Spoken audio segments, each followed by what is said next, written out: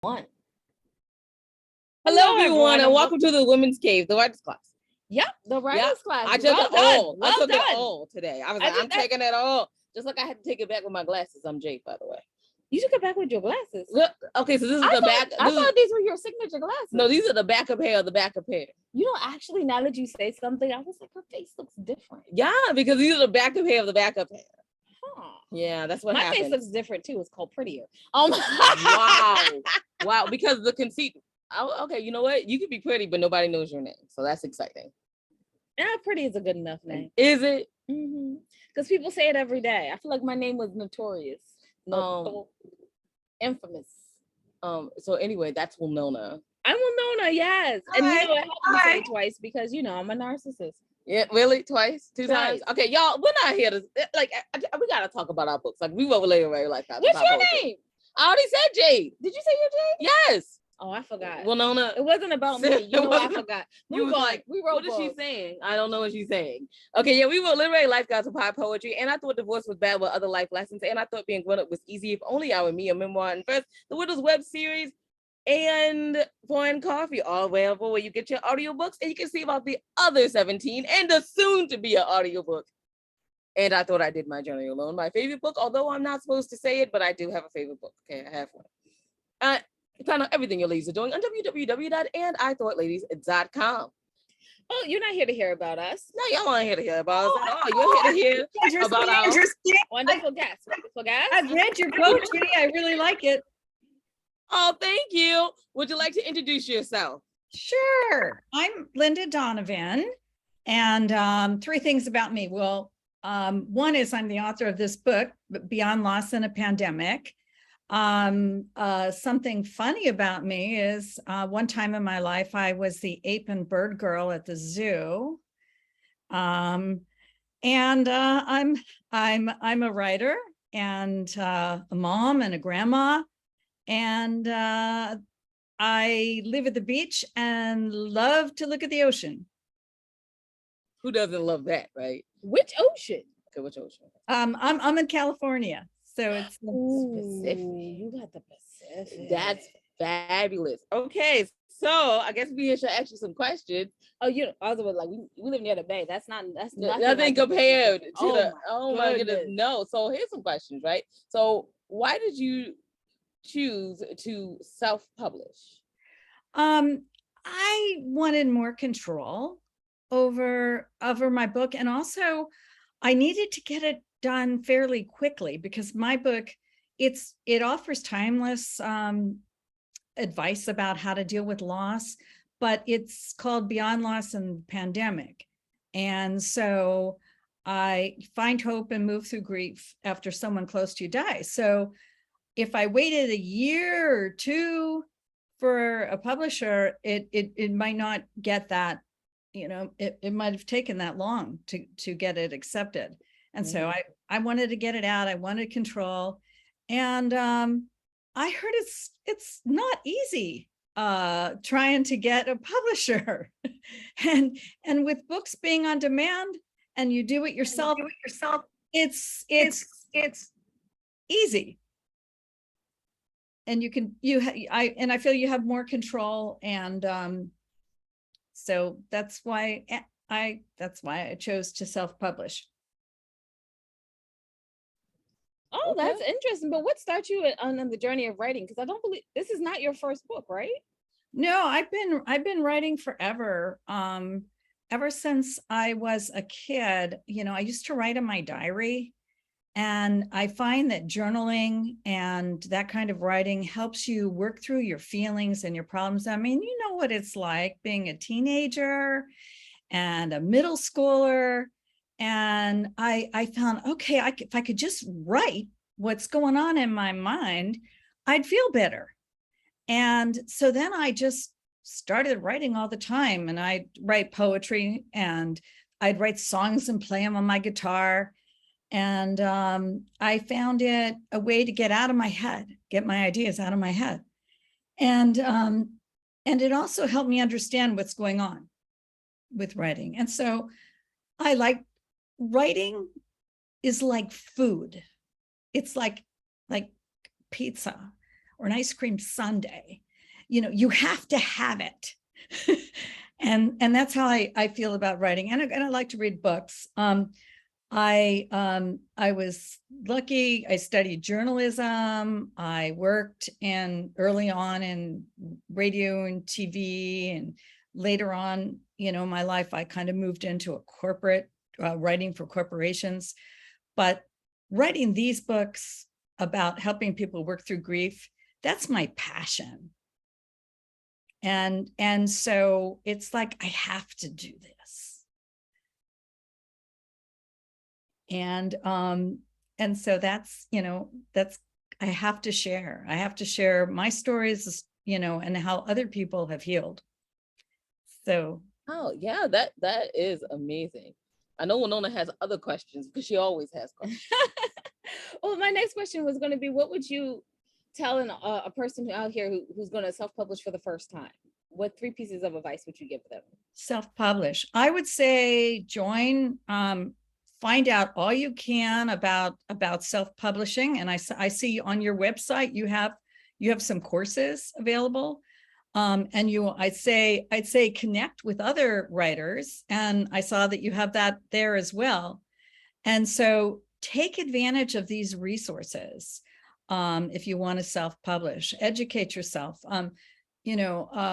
because I found the easy part was writing the book. The challenging part now, I'm on my journey. This is like my 3rd one under that I've written, and under my name. Sometimes I've worked with other people as well. And I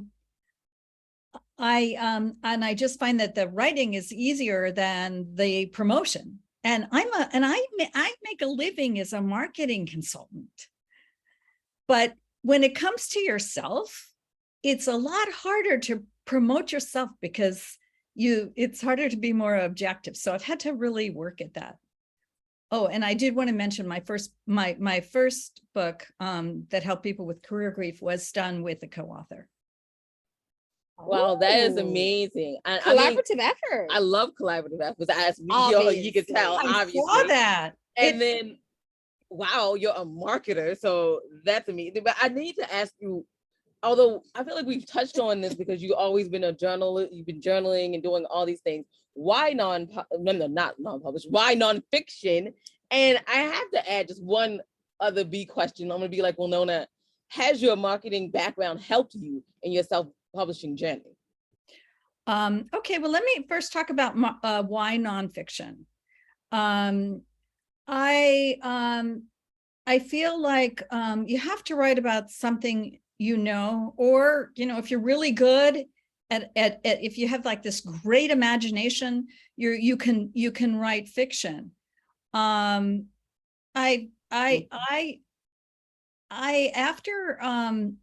my husband died, I was married, and he had cancer, and he died long time ago, 2006.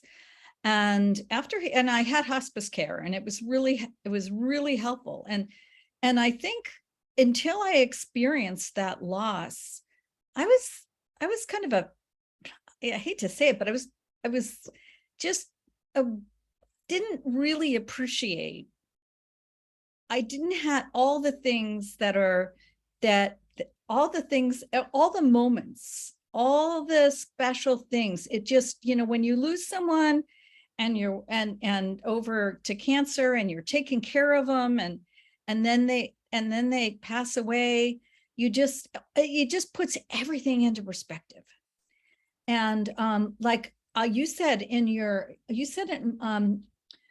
poem, In the Moment, about experiencing those precious moments. And I really feel strongly about that you have to make the most out of each day. But you also, when somebody dies, you have to grieve that loss and work through it. Try, and build your life back, get your life back.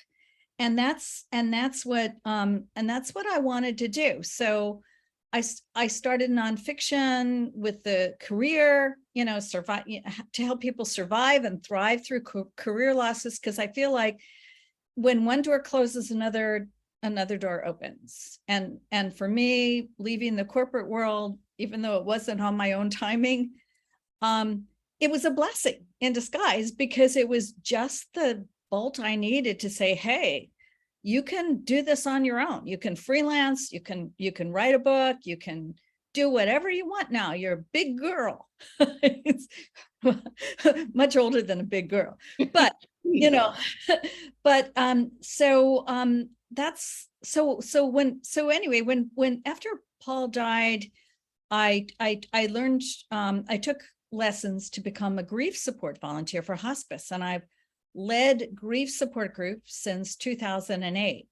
And so I understand what people go through with all different types of losses. And by the way, when I talk about loss, my book's about getting over the loss of a person close to you, but career losses, divorce, financial disasters, stresses about if you get sick and you used to be able to walk and now you can't walk, all of those things are losses. I know, because I broke my foot one time, and and I didn't appreciate how easy it was to get around without a cast. So what I did was I wanted to give people hope. And so I wrote my second my second book, After Loss, was about how to build your life, how to work through grief, some of the things you have to do, talk about it, join it, get help. Don't sublimate it. It's, you have to work through one loss before you can get through the next one. And so I wrote that to help people find hope, and it was practical and it was compassionate. And then my friends were telling me, Linda, you have to update your book and change it, and just don't make it apply to just widows, widowers, and partners. What about people who lost their parents or their friends or children or whatever, and all the stresses of the pandemic? How people are they suffered in this isolation. How do you get them to just kind of work through it and work through some of the challenges when you couldn't even say goodbye? Bye. Yeah. And that's very true. Very true. That's so true, especially not being able to say goodbye. There's so much you want to say. Yeah, you need closure. Absolutely. There's important things that you needed to say and do. So going on, I have that big question I needed to ask again. How has being a marketer helped you in your self-publishing journey? Well, it's made me realize, one, I can't do it alone. Mm-hmm. I need to, it's good to find resources and experts in different areas to help you. It also makes me aware of all the different ways to communicate your message, whether it's online, at your local bookstore, whether it involves doing a podcast, attending events, just looking for opportunities, teaming with other people, collaborating with other authors. And I knew, from my experience, I better do a book website. And make it really simple. And I know I need to blog more often. Well, speaking of that, where can people find this book? Oh, okay. Okay, my blog is my website, my own website. You can find out about me and about my books is lindadonovanbooks.com, and Donovan is Donovan.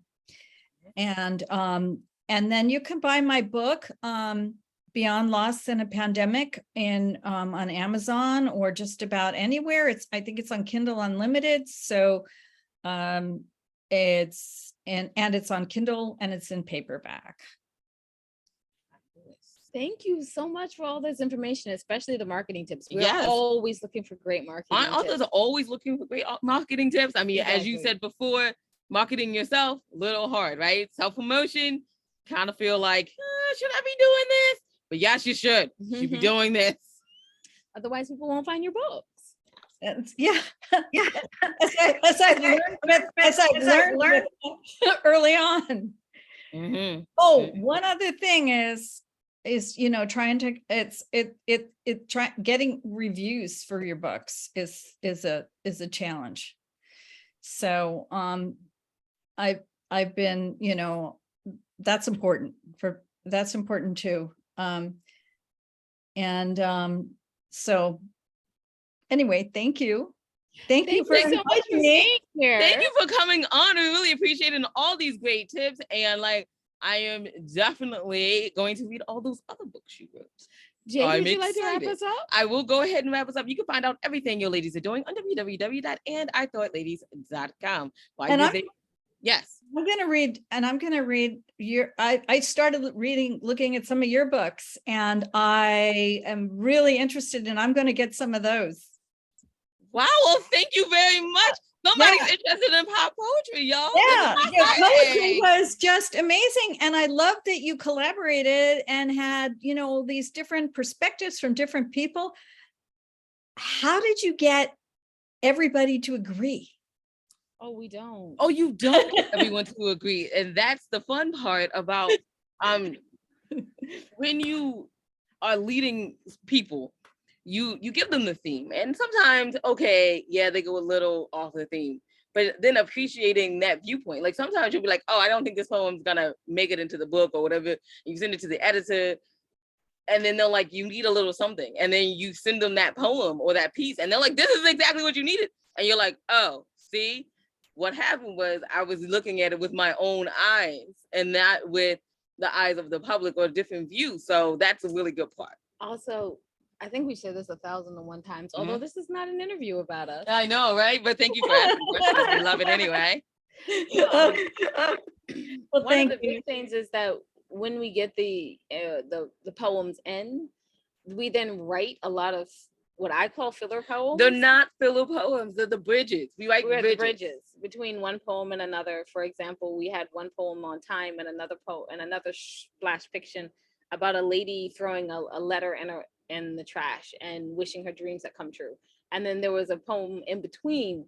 Oh no, there was a poem about death and a poem about time. And then the flash fiction was about looking up and recognizing that although you had a great life, it wasn't the life that you wanted. And that flash fiction was to bridge the poem between time and the poem about death.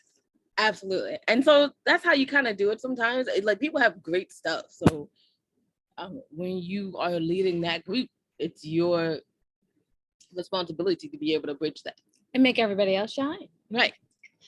That was a long answer. That was a long answer. So let me go back to you. Good answer. Well, thank you. Thank you. You can find out everything your ladies are doing at www.andithought.com. While you're there, take a moment, go to the middle of the page to see the charities that we proudly support. Maybe you can support them also. We thank you in advance for that. And just remember, y'all, wisdom is all around you. If you're open to finding it and accepting it as a peace and love, you guys, from Will, no, and Jade, bye-bye. Oh, yeah, thanks for listening. Bye. Oops.